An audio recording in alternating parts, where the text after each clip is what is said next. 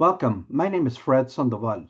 I'm the Executive Director for the National Latino Behavioral Health Association, NALBA for short. Thank you for joining us today for our plática called Preventable.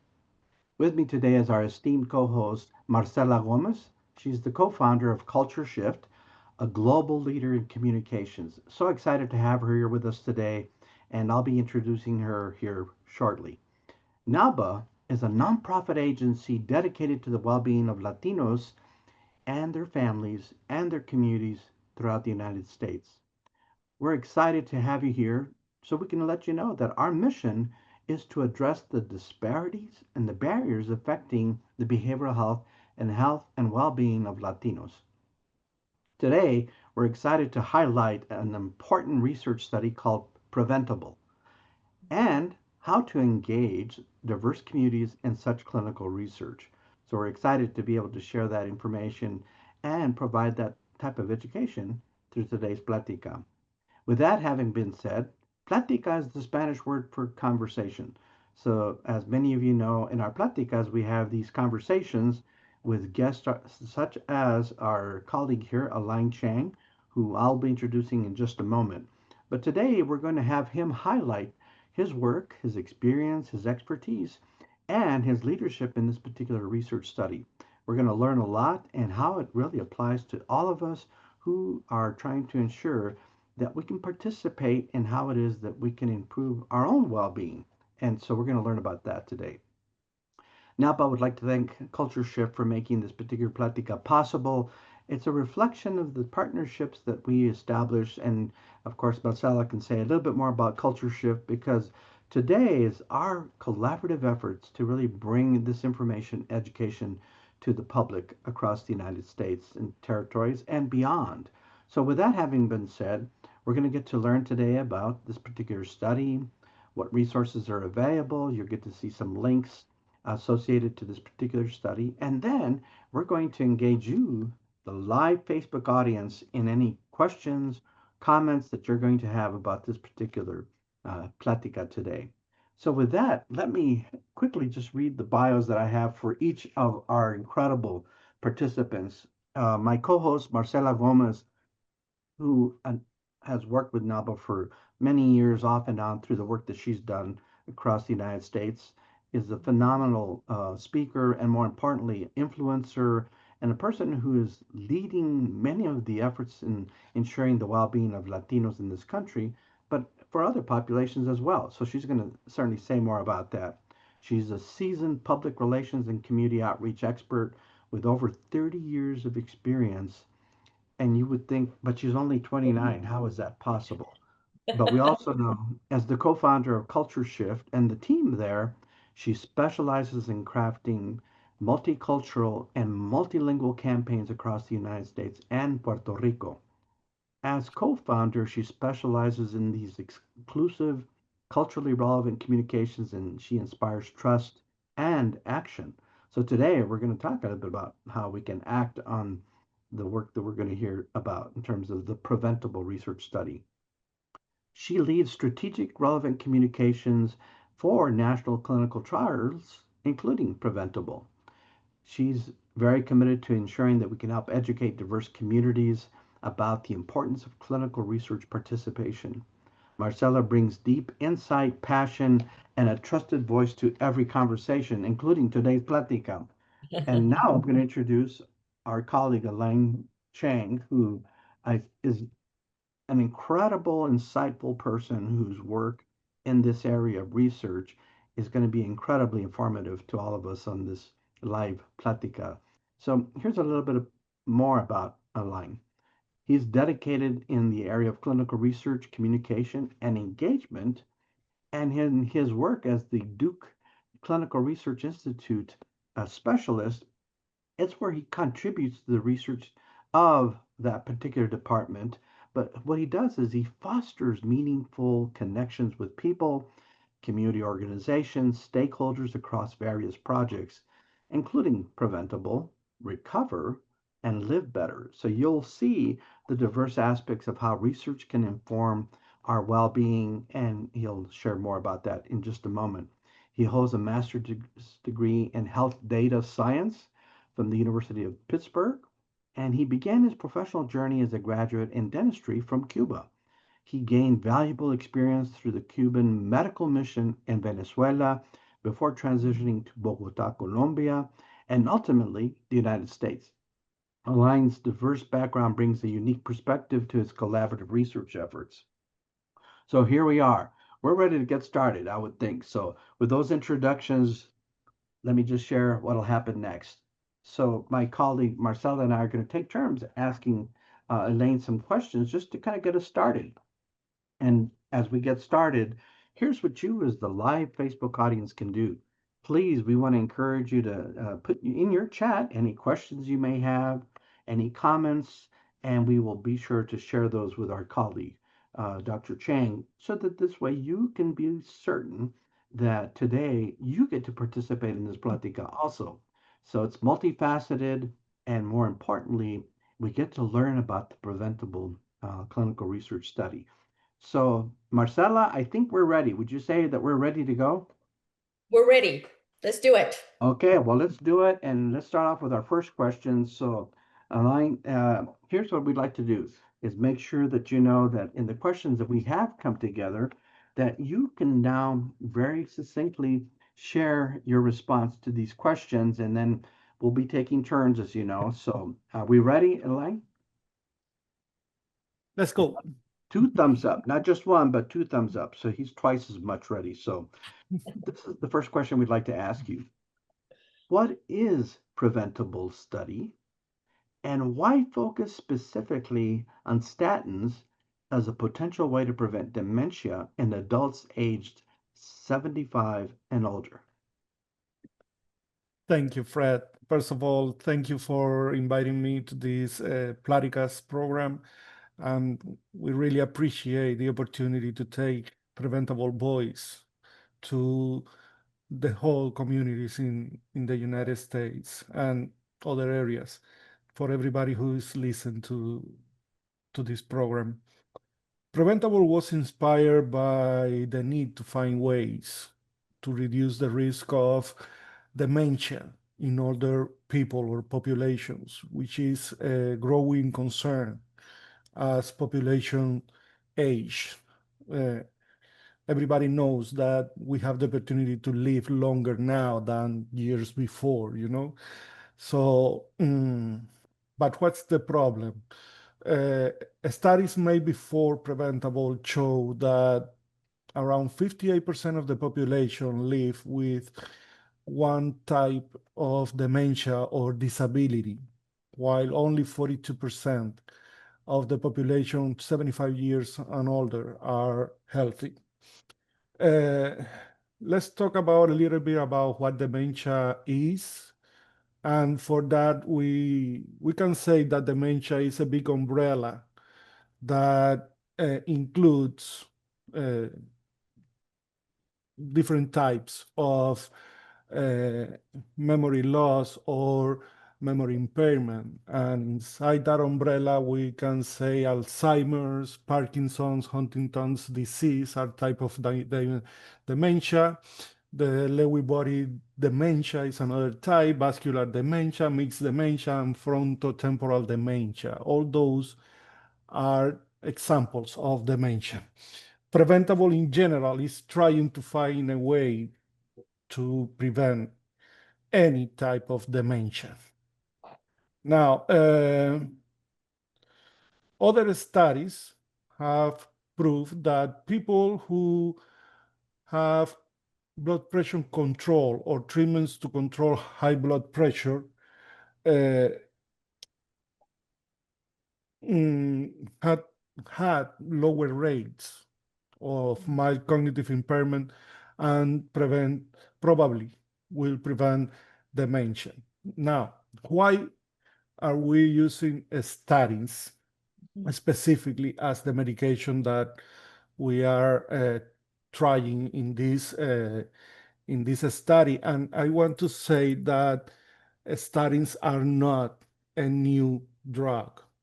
It's a drug that has been in the market for many, many years, is easy to access, and in some areas of the world, it is even over the counter. So it's a very simple and easy and cost-low medication to study this. And the reason is because statins, which is a cholesterol-lowering medication, have proved that they have an anti-inflammation function, and they helps the blood flow in the arteries.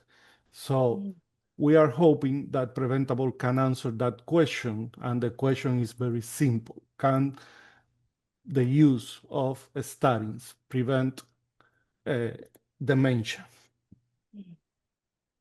Wow. Boy, you really helped to lay out how significant this study is as far as who it affects, the types of dementia that you described was amazing. And something that struck me as you were speaking, and then now we're going to move over to Marcella in just a second, is what we do know about the US population is three things. It continues to grow overall, it's getting to be more diversified, and then three, it is aging at a remarkable pace. And so this particular session is very appropriate for what we're seeing in our families, in our communities, in our nation. So I'm going to turn over this next question to Marcella because you've really got my attention here. And I'm sure that as we keep going through these questions, we're going to continue to learn and see how much this research study can benefit those who would be interested in participating. So, Marcella, over to you. Thank you, Fred. Yeah, Alain, thank you so much for that very thorough explanation. Every time that I hear you explain preventable and what you're studying is really impactful. And I want to make sure that everyone who's watching us gets the phone number where you can call and immediately at least go through a screening, or even if you want to call for your parents or your grandparents, it's a great opportunity for you to learn more. And that's 833-385-3899. And I know that it's going to be posted on Facebook as well. In 2020, when COVID-19 appeared in our world, we at Culture Shift team got a lot of phone calls from different institutions, research institutions like Duke and others, asking us for help to reach out to minority communities, especially to the Latino population in the US. What COVID-19 brought to the surface was the lack of participation in clinical trials by the Latino population, whether it was because we were not being offered the opportunity or because we didn't know about the opportunity that brought that information to the surface. So it is very important for us to understand what a clinical trial is, why Latinos need to participate, what is the benefit to us and our community, and why is it important for us to share this information. So Alain, will you walk us through what is a clinical trial and why do we as Latinos must participate?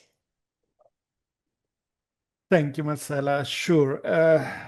As many people knows, there is an institution in the United States called the FDA, the Federal Drug and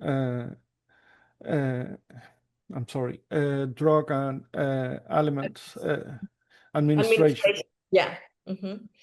Every drug, every new device, every new treatment guideline that is going to be used in the United States needs to be approved by the FDA. And let me tell you, FDA is the most prestigious organization in the world. Any medication, new device, or guideline that is approved by the FDA, most of the time is approved all around the world. Now, to prove that, we need to run what we call clinical trials. Clinical trials are studies run with people that we call volunteers, because people volunteer to participate in clinical research studies. As I said before, these clinical studies may test a new drug a new device, or a new guideline. In the case of specifically of preventable, this is what we are doing. We are trying to prove a new guideline, a new use for a drug that is already approved and is being commercialized in the United States. There are many reasons why people choose to join a clinical research study. For example, there are people that have some health condition and they do not have a cure yet for their condition, or the treatments that they have used before have not have any effect in them.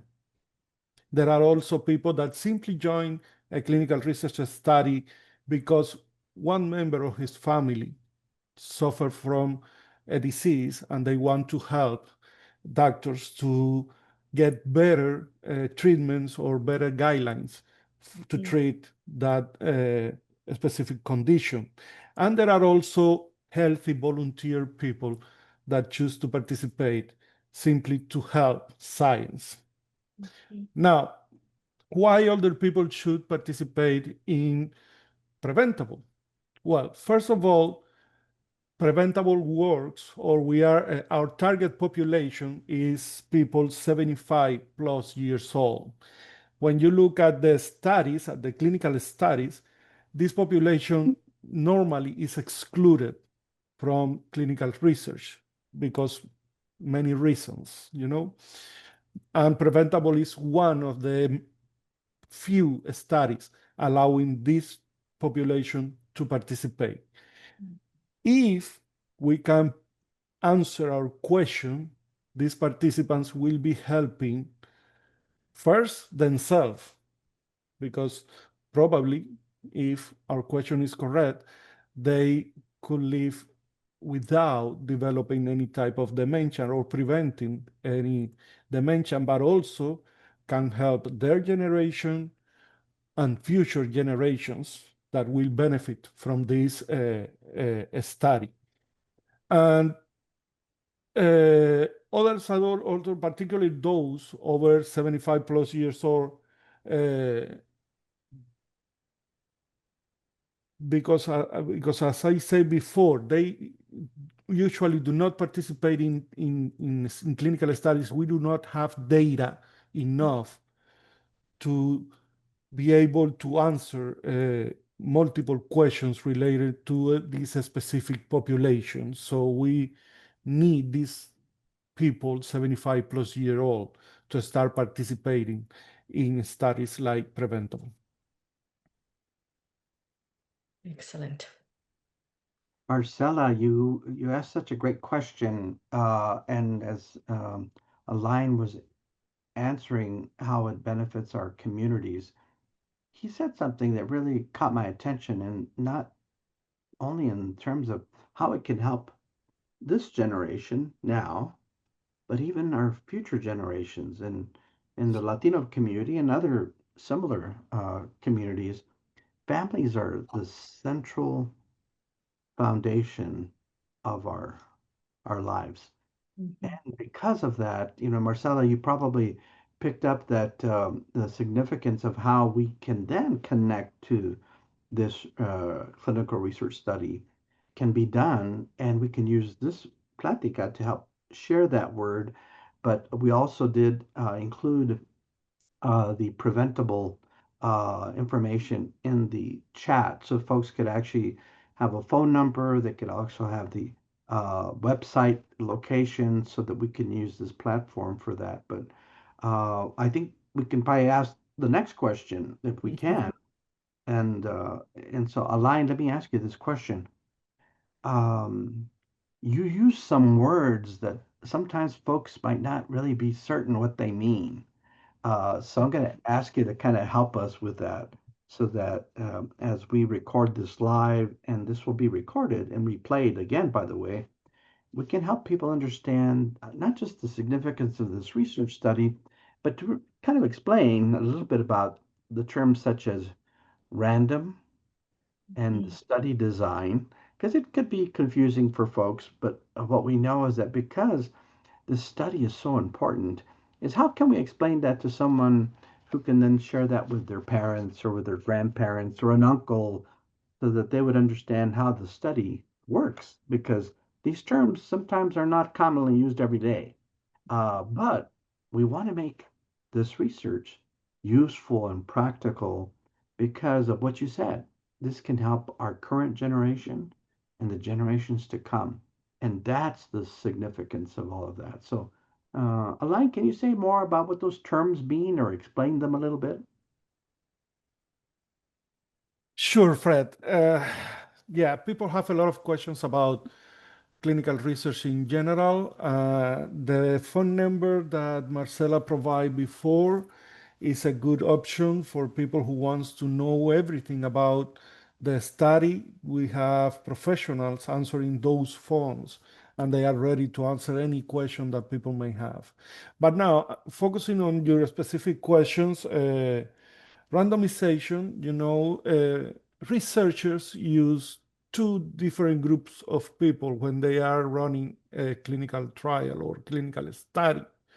Uh, and one group will be taking the actual medication, which in the case of preventable is statins, and the other group will be taking a placebo. Placebo is something that looks similar to the medication but doesn't have any active ingredient. So it's like a sugar pill, for example. It won't have any effect on the participant. Now, why they do this? Because they want to compare between both groups. And that's what is called randomization. Randomization is the act to put the volunteer in the study in one of those two groups. And normally it's done by a computer software. It's not done by a human being. Mm, Yeah. Now, what is a study design? A study design explains how everything is going to be done in the study, from how participants are going to be chosen for, up to how they are going to be informed when the study is finished, passing through what visits they are going to have, how many visits, what tests are going to be done during those visits, etc., etc., etc. Mhm. I have a question here, Fred, if I may. This is one of the largest dementia studies in the United States or in the world, correct, Aline? Yes, And that's so correct. it covers the entire United States and its territories. So you don't have to be in a location where one of the hospitals or clinical institutions is actively participating. You can call that 800 number and participate from wherever you are. The study will send you whatever you need. And then the visits that Aline was mentioning are done by phone. And this is a 3-year study, Aline, if I'm not mistaken. You have to be in the study for 3 years or 5 years? 5 years. 5 years. So there's a lot of continuation to this study where you have to take some phone calls and talk to your connection, your counselor of the study that will walk you through what's happening in your life, your lifestyle, etc. So this is a very peculiar or different study from what I have learned from others, is that you actually get to form this long-term relationship with the people that you're working with in the study. And I have seen this in person because last December of 2024, I had the privilege to go to the to a seminar about preventable, and you had some of the participants there who are also ambassadors of the study, and everybody knew them. And I thought that was it was very interesting to me and very important that you form a community with people who you're going to be talking with for 5 years. So if you're 75 and older, or you still have your parents or grandparents and you're 40 or 50 or 60, and you want to learn more, you can call the number and ask all these questions, but you don't have to be physically present in one of the clinical sites. You can do it from anywhere in the United States and Puerto Rico. And so walk us now, Alain, through, let's say I make the phone call today, I qualify, then what happens? Yeah, sure. First of all, Preventable is a big study, as you said before. I want to mention that this study was designed using two big groups of clinics. One group belongs to the Veteran Affairs or VA system, and the other group are sites that are not related to the Veteran Affairs. We simply call them non-VA or VA sites. And we have around 100 of those sites around the USA and Puerto Rico. We have one of the VA sites is located in Puerto Rico. Now, first of all, again, Preventable is designed for participants 75 plus years old. Key to participate in this study is that that person do not have any previous history of heart attack or a stroke. Stroke is blood damage in the brain. And of course, they should not be taking statins, or at least not in the last 12 months. If they took the statins, they need to have been not taking the statins for the last 12 months. Now, once that a person, as you say in the example, calls the call center, that is how we call it, the person that received the phone call is going to do some questions, right? First of all, the participant needs to agree to a consent form to participate in the study. And then he is going to be randomized. Remember, randomization is the process where that participant is going to be allocated to the group that is going to be receiving the study or to the group that is going to be receiving the placebo. Now, after that, the participant can choose if he wants to go to a physical site, if they have one close to their location, or continuing the study through phone calls, visits, right? We want to clarify here that our call center is prepared to answer questions either in English or Spanish. So if the participant or volunteer do not speak English, he can speak Spanish, he can participate in the study too. Yes. Once that all that process, which is let's say this is the largest visit, the first phone call, it's going to be very simple. The participant is going to receive the medication or placebo in their mail every time that they need it. We have a pharmacy that controls who needs the medication and when. The participant can schedule different medications to be sent to other locations if they are traveling. But the main visit as a following is going to be a phone call that is done once a year, and some cognitive tests are done during that phone call to measure any cognitive impairment or any dementia or anything that happens to the participant. This follow-up, as you said before, is going to be for around 5 years. The participant has many options during those 5 years. They can stop the medication if they need it. They can talk to their doctors to see if anything has changed during this time, or simply can drop off if they want from the study. Of course, we want to see these volunteers to spend the 5 years because it is the time that the scientists or doctors needs to answer the question of the study. But basically, that's the study design. Very good. Very, very good. Yeah, I want to just again, emphasize certain points so that people can really capture the information, because there's a lot of information. So first of all, you have to be 75 or or older. older. Okay. Number two, you cannot currently be taking a statin. If you Correct. have taken a statin in the past, you had to stop 12 months before enrolling in the study. Correct. And you can call the phone number, go through a series of questions, and if you qualify, then you have to sign an informed consent.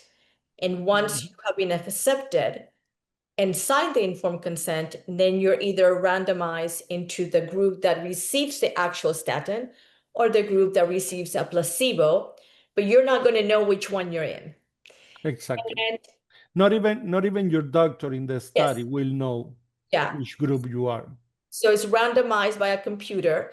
And then hopefully you'll stay in the study for 5 years, having phone calls once a year so that they can see how this is helping or not helping your life.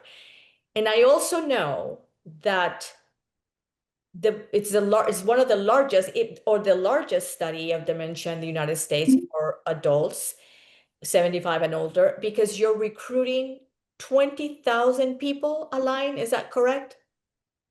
That's our magical number. That's our goal, Oh, to recruit okay. 20,000 participants in the United States. Yeah. And where are you now? We are at 50%, around 10,000. Yes, Fred, we need 10,000 more. All I could simply say is my wheels are turning right now and saying, "Oh my gosh, how do we get this word out more?" And you said something that just lit up, and it actually relates to a comment we have in the live Facebook chat. And the question was, let me make sure. It says here, this is great information.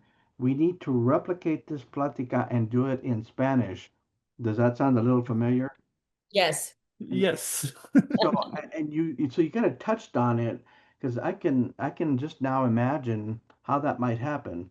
It's not uncommon, right, where we're sitting with our abuelita or our abuelo or our tío at the breakfast table, and we talk to our familia about this study because the conversations that we have on our kitchen table are personal, they're very intimate, but they're a safe place to have a private conversation.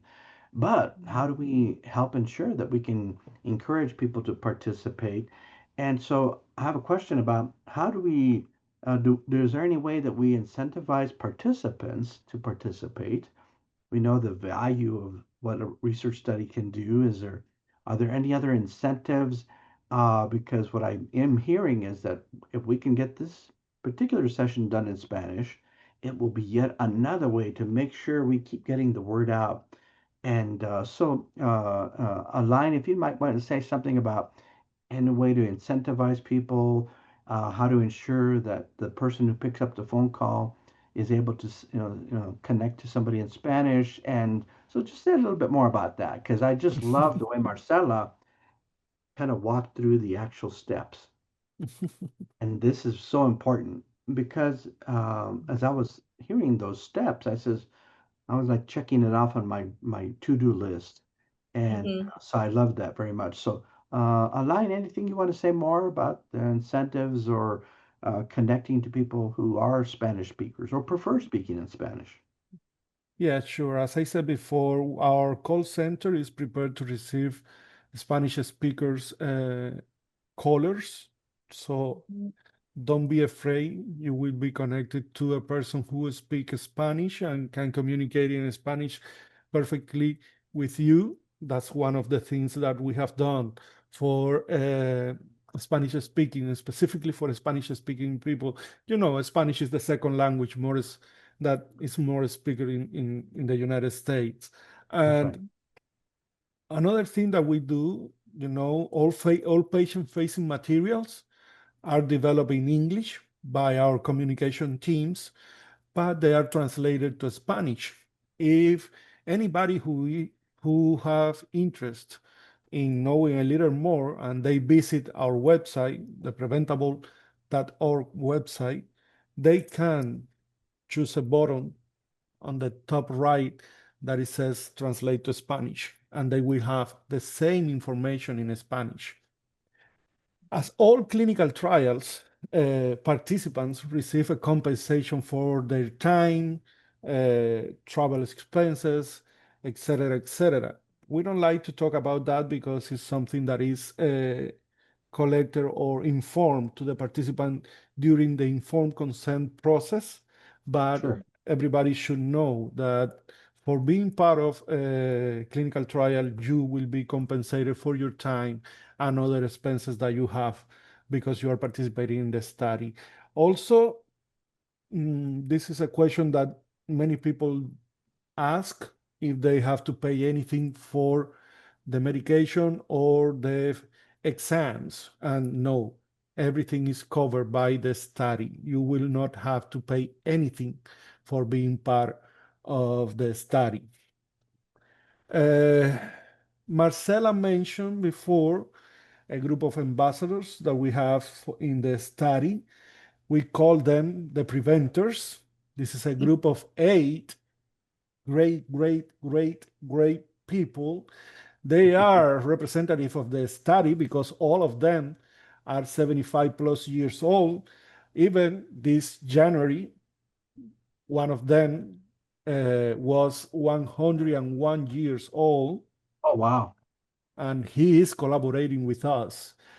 Basically, this group, what does this group does is to review all the materials that are going to be shared with the participants to make sure that they are easy to read, that they are understandable, that they are clear, and that they can connect with this population. Excellent, Alain. Excellent. All right, so let's recap that as well because I can attest our firm Culture Shift team has been working with Preventable for 3 years, and all the information is both in English and Spanish. The call center also they answer in English and Spanish. The website preventablecommunity.org gives you the highlights of the study and the requirements that you need to participate, and is also in English and in Spanish. And so as you think about or consider whether for you or to share this information with others, it's important to understand why we need to participate in clinical trials or clinical research, not only in preventable, but other opportunities. Because as Alain mentioned, you don't have to pay to participate. So you're going to go through some tests, right? Maybe some blood tests. I'm not sure here what kind of cognitive tests, etc., at no cost to you. And then the benefit of understanding what's happening in your body, what's happening in your brain through a 5-year period.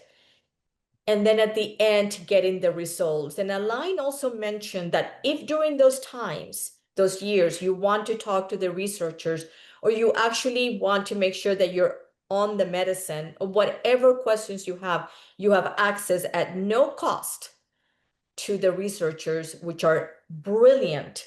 And something that you mentioned that I really appreciated is knowing that the FDA is the most high recognized institution in the world, for us to have the best treatments and drugs and etc. So having the benefit of not paying for this and at the same time getting compensated, of course, that's not what we want to lead with into this study or any other study, but those are things really to consider as you're going through the list of opportunities here.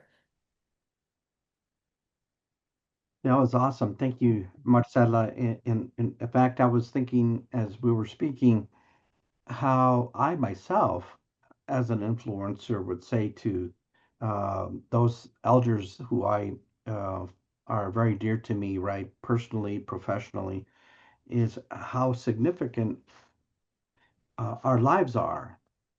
So when we talk about our day-to-day conversations, one of the things that is very much motivating many of us is wanting to see our grandkids graduate. Mm. high school and from college, and how we are looking into the future about being able to bear witness to that. And to bear witness to that, we understand that as we live longer, and the Latino community particularly has always ranked very high in terms of their life expectancy, is how it is that we want to be able to continue to be influencing our community to participate in these types of efforts because of what impact it has in our lives. And an outcome in that is being involved.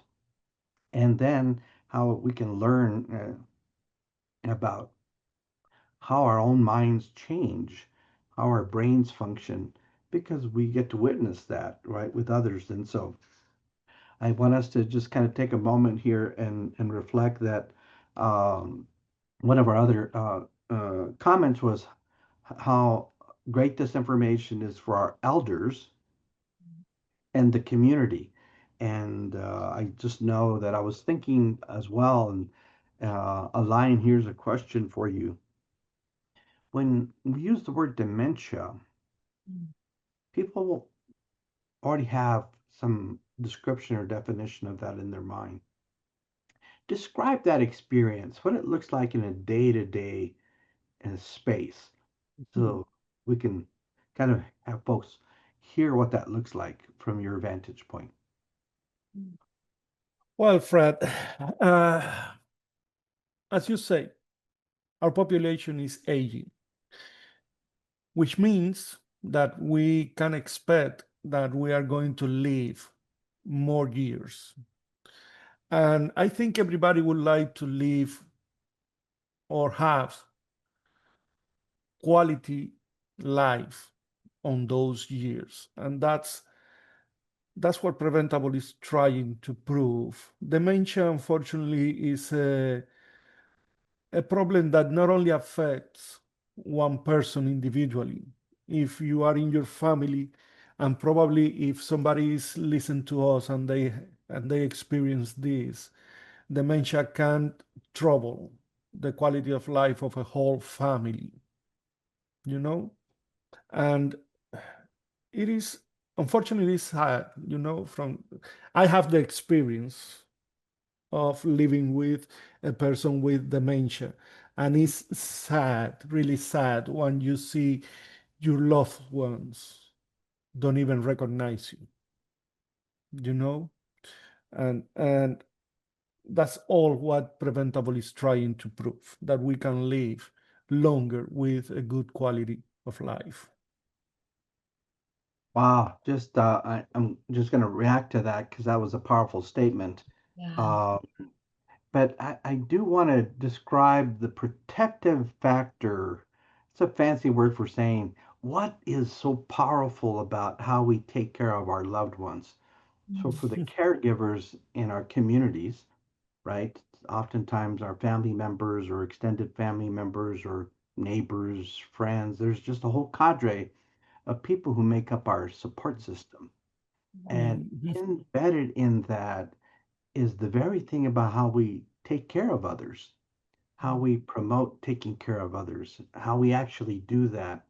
And in our systems of care, which are both formal, they're also informal, one of Mhm. the things that we have relied on, particularly in Latino communities and others similar to us, of course, is that the family support has always been there and makes up the majority of the support that we actually get.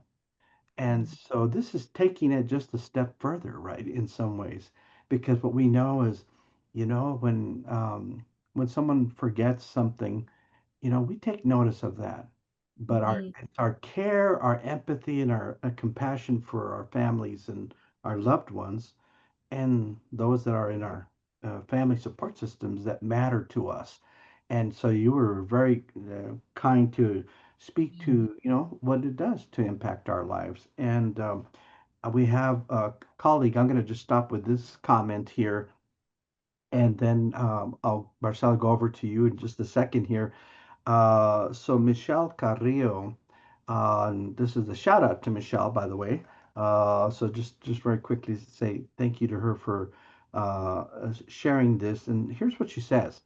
She says, working in hospice, most of my patients have a dementia diagnosis. Support for not only the patient, but the family and caregivers is so beneficial. So I'm just going to share that comment, and Alain, you're welcome to respond to that or kind of share your insight. And then Marcella, over to you, because gosh, with the time we have left, we got to make sure we Yes, can, you know, yes. get everything in as much as we can. But Alain, any response to Michelle's comment? Well, thank you to Michelle for making that comment. The only thing that I can do right now, or I can say right now, Fred, is that we are working to find a way to provide that support with this study. Not only Michelle, the NIH, the National Institutes of Health, they are waiting for Preventable to show the results for the statins, the use of statins to prevent dementia, as a way to provide to our population some kind of, I don't want to say treatment, because what this will do is prevent. It's a prevent option for dementia. Is the only thing that I can say right now until this study is finished. Nothing else can be said for sure yet. Okay, well, So I have a two-part question here. One is, if I already have, or if a person already has dementia, can that person participate in Preventable? That's the number one part of my question. And the second part is, when will the Preventable study end, and how will the results be shared with the community? Sure. Unfortunately, for the first question, unfortunately, no. If a participant or a volunteer has already a history of dementia, they cannot participate in the study. For the second questions, how long is going to be the study? Well, we recently get an extension from the NIH. I want to say the National Institutes of Health and Aging are the sponsors for this study. They are who pays for this study. And we get an extension from them to enroll, to put patients or volunteers in the study until 2027, which means that the last patient will be followed up until 2031 at least, and then we will get the results. How these results are going to be distributed, there are different ways to do it. We have a big scientific group of people waiting for the results, and of course, the results are going to be published in different medical journals, um, conference, etc. Now, another big group of people, and these are the volunteers in the study who will want to know if they took the statins, if they took the placebo, if they had any dementia or any type of cognitive impairment during that time. At the end, when we get the results, those results will be sent to the specific sites, and the volunteer can ask the doctor for his personal results, you know? Uh, mm, Let me see. Yeah, those two groups will be the most important groups to to communicate the results. And once the results are published in the journals, medical journals, anybody in the world will be able to read about it. But we won't have that until 2031. Okay, so it's going to be a minute before we get the results, and then, of course, before the FDA will approve the statins for the prevention of dementia, or that doctors can safely say and recommend that we take that if we have a history in our families of dementia. I'm sure there's going to be several parameters that doctors can work from in order to prescribe the statins. Well, from my perspective, I think this is so not only important and interesting, but it's also something to really consider in our lives, as Fred was saying, not only for the individual, but also for the caregivers, because I understand. And then, like you mentioned very, very kindly, thank you for sharing that you live with someone who has dementia, and what the physical toll and the emotional toll and spiritual, I'm sure, that takes on to the, for the caregivers also to go through this. And so this plática has been just wonderful. And I work with this information on a daily basis, but every time that I have a conversation about it, it just touches my heart more and more and more to know that we have opportunities, not only as a community at large, but as Latinos, to be part of knowing the information. Number one is knowing the information, and number two is what do we do with the information? There's a saying that says that knowledge is power, but I've heard it say in a better way is that acting on knowledge is power, not only having the information, Fred. So your pláticas and everything that you put out to the world through the NLBHA is so important for the benefit of all of us. Well, I couldn't say it any more eloquently than that, any more clearly than that. And both you and Aline have really reminded us of the role we can play, and that the role that we can play is to really understand these experiences so that we can pass that knowledge on, because we acted on a study, right? Participating in the study is action. And so one of our comments was, I wished I was already 75 years old so I could participate. But so it struck me. I says, I kind of thought about the same thing, saying, well, I would like to participate, but I'm not in that category yet. Hey, I'm pretty close though, by the way. But unfortunately, the study will be concluded by the time I reach that wonderful age, because our life expectancy is expected to be able to be longer as we age. But all of that to say is, there was a word in the chat, in our live Facebook chat, that reflected exactly what Marcella talked about. And I'm going to just mention what was said, because it's going to help us to kind of close up our program today about the meaning of this. We certainly know how important it is, but the meaning of this is what makes us get motivated to act. And it's the importance of this. And I'm going to just quote this here just very quickly if I can. Um, and she says, this is Ana Chavez Mancia says, dementia is such a horrible disease that impacts the whole family. It breaks family's heart to have your loved one not recognize that you have that blank look staring at you. And the word heart, right? This is what motivates us oftentimes, is our love for each other, our love for our parents, our love for our grandparents, or those who have played such a role in our life. And so I just, as part of kind of getting us to close up, I think, Marcella, you might have another question that you'd like to ask Aline, but then we're going to ask Aline to kind of close us up and ask him, what does he want to have people take away from today's Platica? We certainly know we're going to continue after this session to replay this recorded message, because it needs to be out there constantly, so that we can be able to demonstrate that we care as organizations.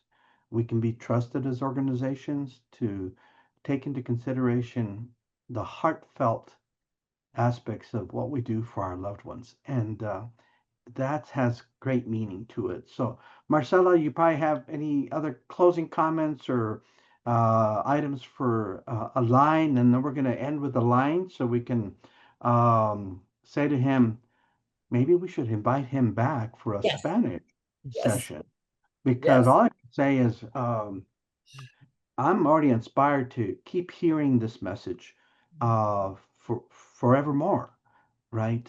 The beauty of being able to see our grandkids or our great grandkids graduate, right, is a Mhm. goal we all keep here. So Yeah. that's another significant piece. So Marcela, please, and thank you for being our co-host today and really helping us lay out these specific steps. All I could simply say is marvelous. So Marcela, go ahead. Thank you, Fred. Well, I just one more thing I want to say is that to be curious, right? We sometimes out of fear or out of feeling awkward won't take a step, and I would encourage all of us to be curious and call the number or visit the website or ask another question on Facebook, and then be aware, be on the lookout, because I know that we've been talking about doing this in Spanish as well. So Alain, we'll give you the last Mhm. word here, and thank you so much for doing this with us. Thank you, Marcela. There are a couple of points that I want our listeners to take away from this conversation. First one is that seniors are living longer, yet often with a lower quality of life in their later years due to dementia and disability. Second, heart disease and dementia remains the number one and number four cause of death in the United States. Number three, the average person at age 75 has 13 more years of life left as average.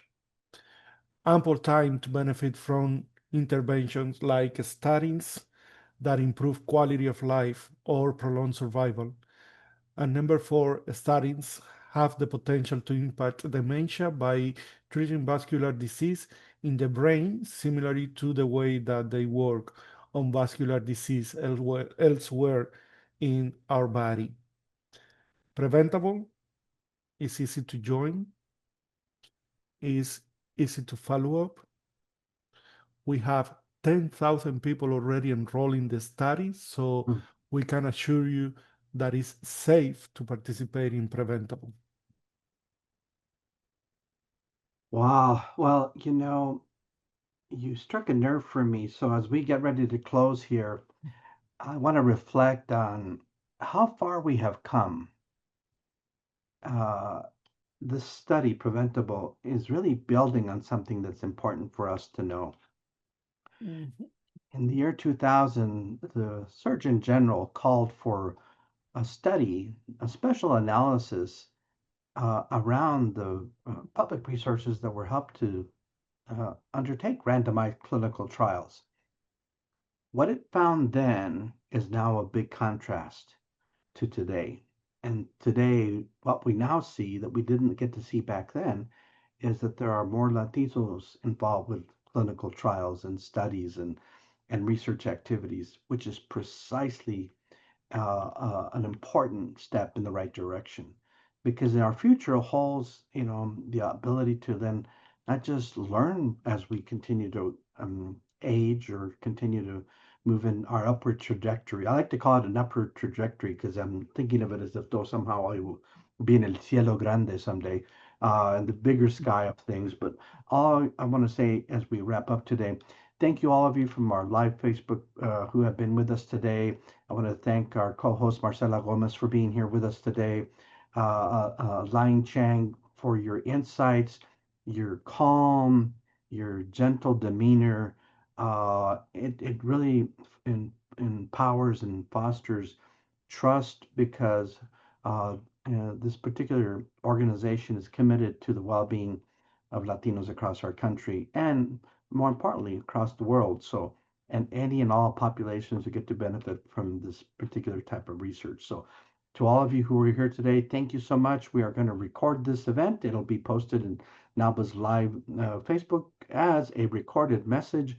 We'll continue to ask you to send questions or comments, and we can encourage certainly the communications teams to be able to take the questions and comments and to be able to see that there's a way to reach out. So with that, otra vez, again, Fred Sandoval, the Executive Director for the National Latino Behavioral Health, here along with my colleague Marcela Gomez with Culture Shift, our colleague Line Chang, who is the specialist researcher involved with the Preventable Study at Duke Research Institute. Muchísimas gracias. Thank you. We look forward to seeing you again. And with that, good afternoon.